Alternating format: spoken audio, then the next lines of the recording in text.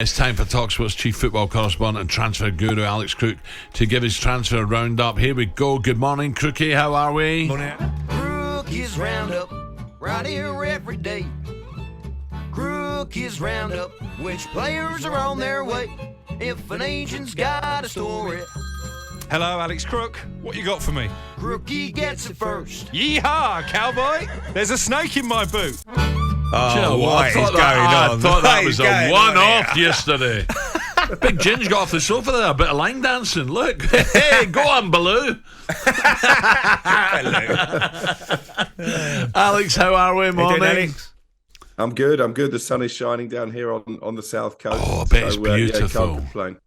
Can't complain. And the transfer window is it's mad already. You know, you look at the Declan Rice situation. We've been speaking about this one for a couple of weeks now. I'm sure Ray was counting a few chickens that he'd be off to Arsenal. Yeah, absolutely. But I think he probably still will be. But they have, by making this low ball offer, a second bid in the offing, as I understand it, which will get nearer West Ham's valuation. They've just invited rival clubs maybe to try and hijack it. I think there is some loose interest from Manchester City. If they follow that up, it could be a problem for Arsenal. But as I understand it, Declan Rice does have his heart set on linking up with Mikel Arteta, but they're going to have to pay the money, Arsenal. I'd love to be in the England camp now. Imagine Saka, and then you got Grealish. Oh, come to City, Declan. Come on, Declan, come to City. And then Saka's going, no, come to Arsenal. I bet they're all talking behind the scenes and, seeing who's going where and trying to influence. You might be sitting next to Declan on the old plane out to where you going? LA and where else you going? Yeah, hopefully I will be, yeah.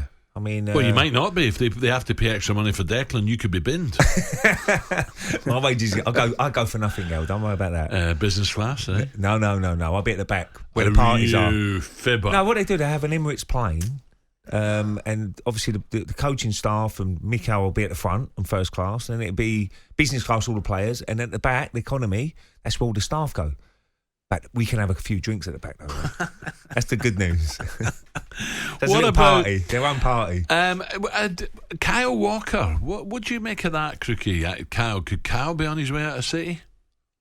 But this is an interesting one, not just when it comes to Kyle Walker, but really for the first time in his tenure, Pep Guardiola seems to have one or two players who are perhaps not overly happy with his selections. Riyad Mahrez the same. I know he was really disappointed not to start the FA Cup final, didn't start the Champions League final either. He's got a decent offer from Saudi Arabia. Bernardo Silva was looking to leave last summer. He's got interest from Barcelona and PSG. And we still don't know what's happening with Ilkay Gundogan, the Man City captain. So it could be quite a busy summer in terms of departures at the Etihad. That means the treble winners are going to have to look to bring in players of their own. Kyle Walker's got a year left on his contract.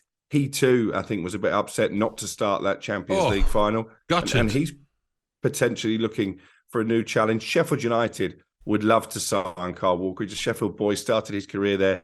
It might be a year too soon in terms of wages. It's difficult to see how a newly promoted side could match what he's earning at City. But I think it's one to keep an eye on. Alex, I've got to be quick. So the last one, Manchester United, are they going to be very quiet now over the next few weeks? Because we don't know if this is going to be bought out or not. The Glazers seem to be humming in hand. We don't know who's taking it. So while that's all going on, they're not going to spend over 100 million, are they?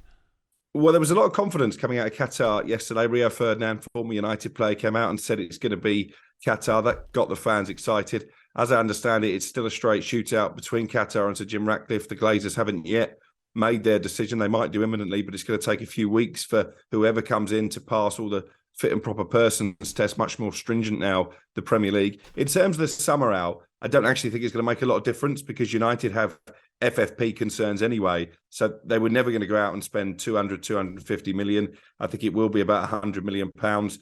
Clearly, that's why they've walked away from the Harry Kane deal. So they're going to have to be a bit creative. They need to sell players, people like Maguire, McTominay, maybe even Fred. And only then will Erik ten Hag's transfer budget be boosted. Yeah, nice one. Alex, have a great weekend. Thanks, down there. Beautiful, down on the south coast. Great part of the world. Yeah, lovely. There, isn't it? talkSPORT Breakfast with Alan Brazil. Thursday and Friday morning, 6 till 10. On AM, on DAB, via the talkSPORT app and on your smart speaker. talkSPORT.